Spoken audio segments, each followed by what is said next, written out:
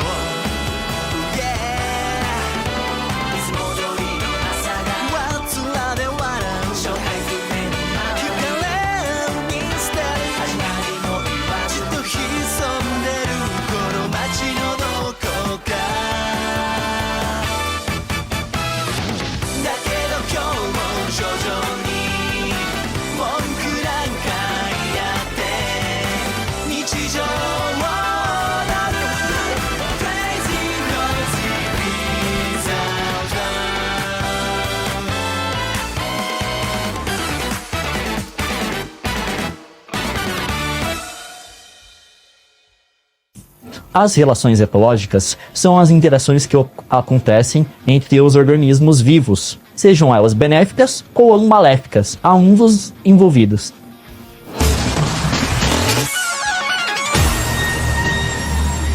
As relações intraespecíficas são interações que ocorrem entre indivíduos da mesma espécie. Essas relações podem incluir competição, cooperação, agregação e altruísmo. Já as relações interespecíficas referem-se às interações que ocorrem entre indivíduos de espécies diferentes. Elas podem incluir predação, parasitismo, mutualismo, comensalismo e competição interespecífica. Ambos os tipos de relações são fundamentais para a dinâmica dos ecossistemas e influenciam a sobrevivência, reprodução e evolução das espécies.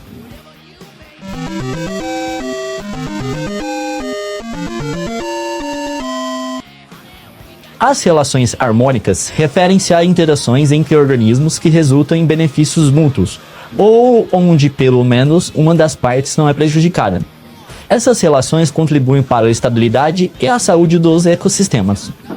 Já as relações desarmônicas, por outro lado, envolvem interações que resultam em prejuízos para pelo menos uma das partes envolvidas. Essas relações podem levar a desequilíbrios nos ecossistemas e impactar negativamente a sobrevivência ou a reprodução das espécies.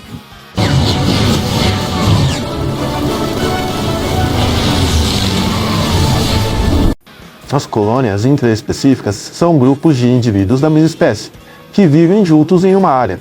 Esses grupos se formam por vários motivos, como proteger-os de predadores, conseguir comida de forma mais eficiente ou facilitar a produção. Muitas das vezes, essas colônias mostram comportamentos sociais interessantes, como trabalhar em conjunto para construir ninhos, cuidar dos filhotes e defender o território. Alguns exemplos de organismos que formam essas colônias são as formigas e as abelhas, além de corais e certos peixes.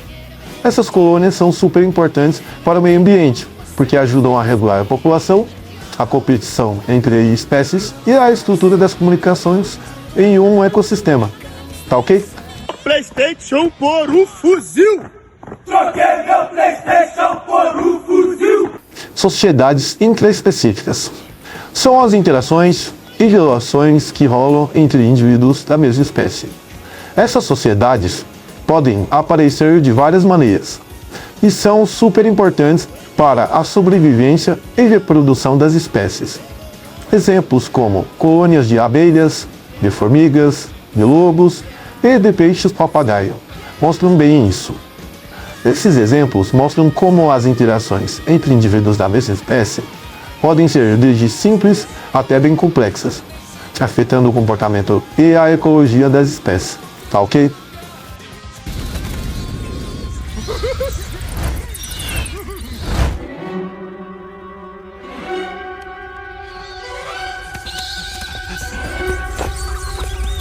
O gregarismo é quando animais preferem viver em grupos ou bandos. Essa forma de viver traz várias vantagens, como proteção contra predadores, melhor acesso à comida e mais oportunidade de reprodução. Alguns exemplos como nos pássaros, os estorninos eles voam juntos em grandes bandos, fazendo movimentos que confundem os predadores. Já os gansos, durante a migração, eles voam em V, o que ajuda a economizar energia. Também temos exemplos nos peixes, por exemplo, os cardumes. Peixes como sardinhas e atuns nadam em grandes grupos, o que dificulta que predadores peguem um único peixe. Também temos exemplos dos mamíferos, como os lobos que caçam juntos, o que ajuda a pegar essas presas. Os elefantes que formam mamadas familiares, onde as fêmeas e os filhotes se cuidam uns dos outros. Até mesmo nos insetos tem exemplos. Por exemplo, as formigas, que vivem em colônias organizadas, com cada um fazendo o seu papel, como buscar comida ou proteger o ninho. E as abelhas, que nas colônias têm uma estrutura bem definida, com divisão de trabalho entre rainhas, operárias e zangões. Esses exemplos nos mostram como viver em grupo é importante para a sobrevivência e reprodução de muitos animais, ok? A mim que você quer comer! Você já esqueceu? Eu quero te comer enquanto você come ela. O canibalismo é quando um ser vivo come o outro da própria espécie. Isso pode acontecer por várias razões, como falta de comida, competição por recursos, ou até mesmo algumas estratégias de reprodução. Alguns exemplos, como nos lobos, quando a comida está escassa, os lobos podem acabar se comendo, especialmente se um deles é mais fraco. Nas aranhas também, algumas aranhas, como a viúva negra, fazem isso durante ou após o acasalamento, onde a fêmea pode comer o macho. Nos peixes isso também acontece, como o peixe-leão, que pode comer os menores da mesma espécie, principalmente quando estão competindo por espaço ou comida. Nos roedores também acontece, como os ratos e camundongos, que podem se comer em situações de superpopulação, ou quando a comida falta. E também nos insetos, como formigas e baratas, também podem se envolver em canibalismo, especialmente quando estão em situações difíceis. Esse comportamento pode parecer meio chocante, mas às vezes é uma maneira de sobreviver em ambientes onde a vida é complicada. Meu nome é Enéas.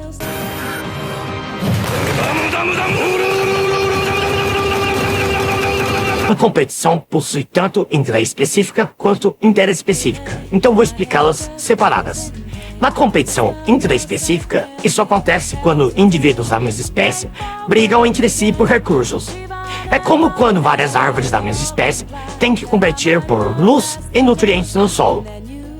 Um exemplo bom é em uma matilha de lobos. Os machos podem brigar entre si para ver quem fica com o território ou quem pode acasalar com as fêmeas. Já na competição interespecífica, aqui a competição é entre diferentes espécies. Ou seja, é quando organismos e espécies diferentes lutam por recursos limitados, como comida ou espaço. Um exemplo pode ser que em um parque exista vários pássaros competindo pelas mesmas sementes disponíveis. Ou imagine predadores diferentes tentando pegar os mesmos tipos de presas. Essas competições são importantes porque ajudam a moldar como as populações e comunidades de animais e plantas se organizam na natureza. Meu nome é Enéas. Já viu polinização de perto? Não, senhor. Eu pego um pouco de pólen aqui, salpico ali. Uma pitadinha aqui, mais um tiquinho ali. Tá vendo? É como fazer mágica, viu? Puxa, é incrível. Porque O mutualismo é um tipo de parceria entre seres vivos de espécies diferentes, onde ambos saem ganhando. Alguns exemplos, como na polinização, as abelhas vão de flor em flor buscando néctar, enquanto isso ajuda as plantas a se reproduzirem e espalhar o pólen. No mar também temos alguns exemplos, como as tartarugas e peixes papagaio. As tartarugas comem algas do recife de coral e os peixes papagaio ajudam a controlar o crescimento das suas algas, mantendo o ambiente saudável. No nosso próprio intestino também tem alguns exemplos, como as bactérias.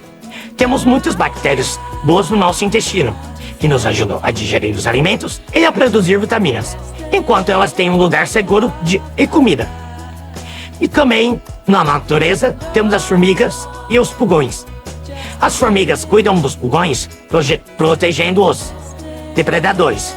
E, em troca, se deliciam com a meladinha que os pulgões produzem. Essas parcerias mostram como os seres vivos podem se ajudar e manter o equilíbrio da natureza. Meu nome é Enéas. Call me and it's not so bad, it's not so bad. A protocooperação interespecífica é quando diferentes espécies se ajudam, mas não precisam disso para sobreviver. É uma relação de troca de favores, onde ambas as partes se beneficiam, mas não é algo essencial. Por exemplo, na polinização. De novo, pense nas abelhas e nas flores. As abelhas vão às flores para garantir o néctar. E ao fazer isso, ajudam as flores a se reproduzirem. É uma mão na roda para todo mundo. Outro exemplo, no mar, por exemplo, os peixes limpadores e peixes maiores. Os peixes limpadores, como os do gênero Labroides, se alimentam de parasitas e pele morta de peixes maiores, como tubarões. Assim, eles têm uma refeição e os tubarões ficam mais saudáveis. E também temos nas aves, como as aves e animais grandes. Algumas aves, como as cegonhas, gostam de se alimentar de insetos que infestam grandes mamíferos, como búfalos. As aves ganham alimento e os búfalos se livram de parasitas.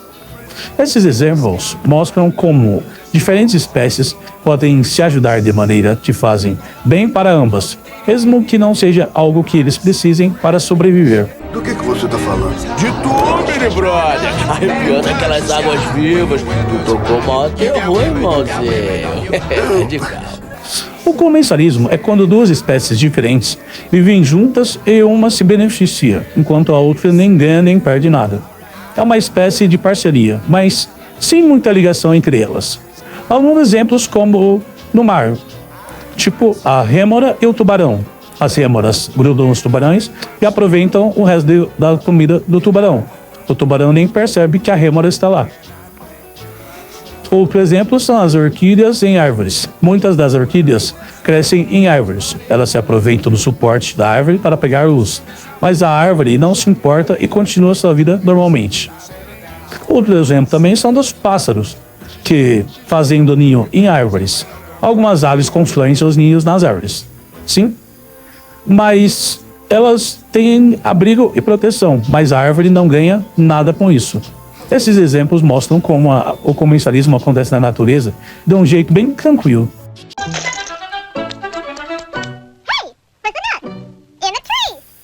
Inquilinismo é quando uma espécie vive dentro ou em cima da outra e se beneficia do espaço, enquanto a espécie que dá abrigo não é afetada. É uma espécie de parceria, mas sem prejudicar a outra espécie. Alguns exemplos como os pássaros fazendo ninhos em árvores. De novo, as aves constroem seus ninhos nas árvores para proteger, mas as árvores ficam de boa, sem serem afetadas. Outro exemplo são as bromélias das árvores. Essas plantas crescem nas copas das árvores, pegando as águas de chuva e nutrientes do ar. As árvores não se importam e ainda ficam com uma sombra a mais.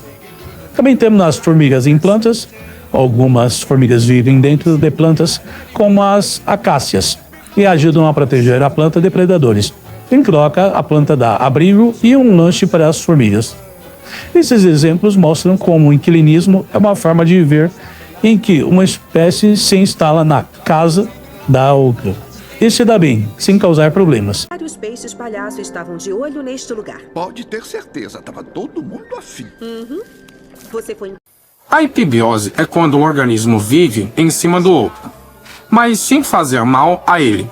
É uma interação que pode ser neutra, ou até boa para o que está sendo usado como casa. Esse tipo de relação acontece em vários ambientes, tanto na água quanto na terra. Na água, um bom exemplo são as cracas das tartarugas. As cracas, que são como pequenos crustáceos, costumam se fixar na carapaça das tartarugas marinhas. Elas ganham um lugar para viver e se alimentar, e as tartarugas não se machucam com isso. Na natureza, temos os musgos nas árvores. Em florestas, é comum ver musgos crescendo nas superfícies das árvores. Eles se aproveitam da umidade e a luz, mas não prejudicam a árvore. E também outro exemplo bom são os líquens nas rochas. Os líquenes, que são uma combinação de fungos e algas, podem colonizar rochas. Assim, eles ajudam a desgastar a rocha e a formar o solo, mas não fazem mal a ela. Esses exemplos mostram como a epibiose é uma relação bem legal entre os seres vivos.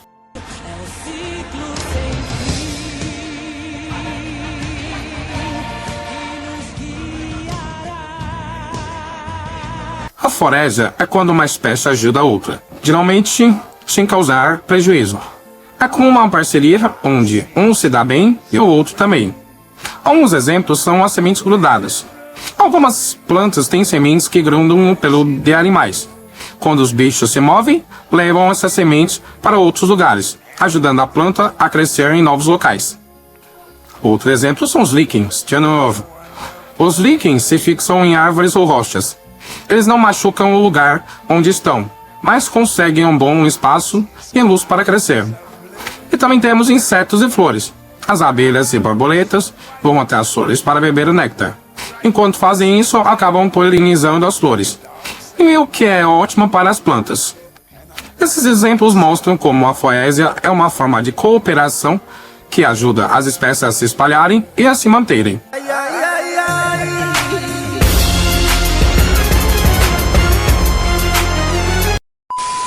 Predatismo é quando um animal, ou predador, pega outro animal, a presa, para se alimentar. Essa relação é super importante nos ecossistemas, pois ajuda a controlar as populações de diferentes espécies e a manter tudo em equilíbrio. Pegando o golfinho como exemplo, ele é um predador no mar e come principalmente peixes e lulas.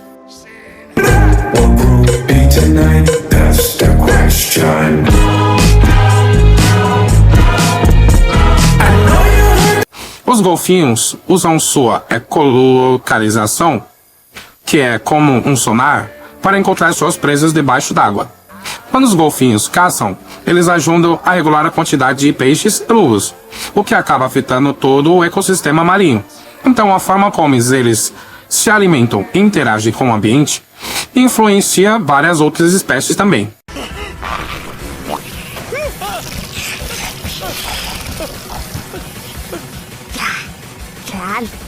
O parasitismo é quando um ser vivo chamado de parasita vive em cima de outro ou dentro de outro ser, que chamamos de hospedeiro.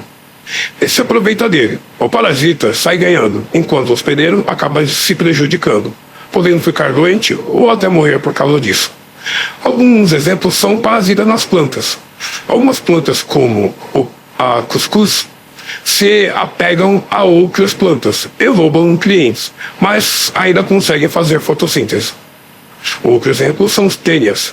Esses vermes vivem no intestino de animais e humanos. Verme maldito! Se alimentando dos nutrientes que deveriam ir para o hospedeiro. Outro exemplo também são as pulgas e carrapatos. Esses bichinhos se alimentam do sangue de mamíferos, causando coceira e desconforto, além de poderem transmitir doenças. E por último, um exemplo, o Plasmodium. Este protozoário é o que causa a malária, vivendo dentro das células do sangue e deixando o hospedeiro bem doente. Esses exemplos mostram como o parasitismo pode acontecer de várias formas, tanto nos seres humanos quanto na natureza. Pocotó, pocotó, pocotó, pocotó, minha eguinha, pocotó, pocotó, pocotó, pocotó, pocotó, minha eguinha, pocotó. O herbivorismo é quando um animal chamado herbívoro se alimenta de plantas. Esses animais tiram proveito das plantas para obter os nutrientes que precisam. E, em geral, as plantas não morrem, mas podem ficar danificadas. Alguns exemplos como os coelhos, que dão comer folhas, grama e outros pedaços de plantas, as girafas, que esses animais altos se deliciam com as folhas das árvores, especialmente das acácias.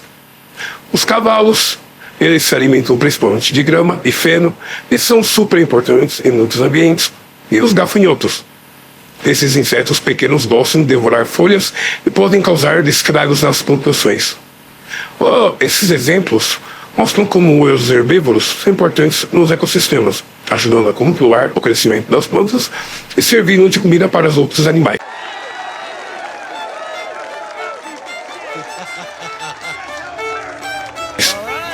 E para acabar, o amensalismo é quando um ser vivo acaba prejudicando o outro, mas não ganha nada com isso. É como se um bicho ou plantas atrapalhasse o outro, mas sem tirar proveito da situação.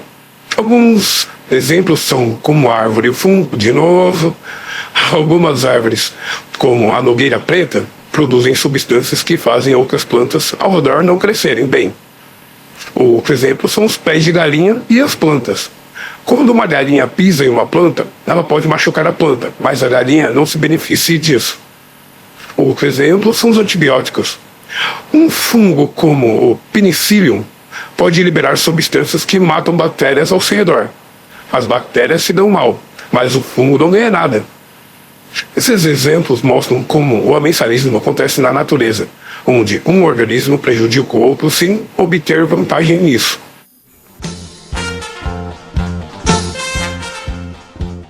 Vou deixar 2 exercícios para vocês tentarem fazer. A resposta vai aparecer depois de 15 segundos. Somebody once told me the world is gonna roll me. I ain't the sharpest tool in the shed. She was looking kind of dumb with her finger and her thumb in the shape of an L on her forehead. Well, the years start coming and they don't stop coming. Fed to the rules and I hit the ground running. Didn't make sense not to live for fun. Your brain gets smart but your head gets dumb. So much to do, so much to see. So what's wrong with taking the back streets? You'll never know if you don't go. You'll never shine if you don't glow. Hey now, you're an all-star. Get your game on, go play. Hey now, you're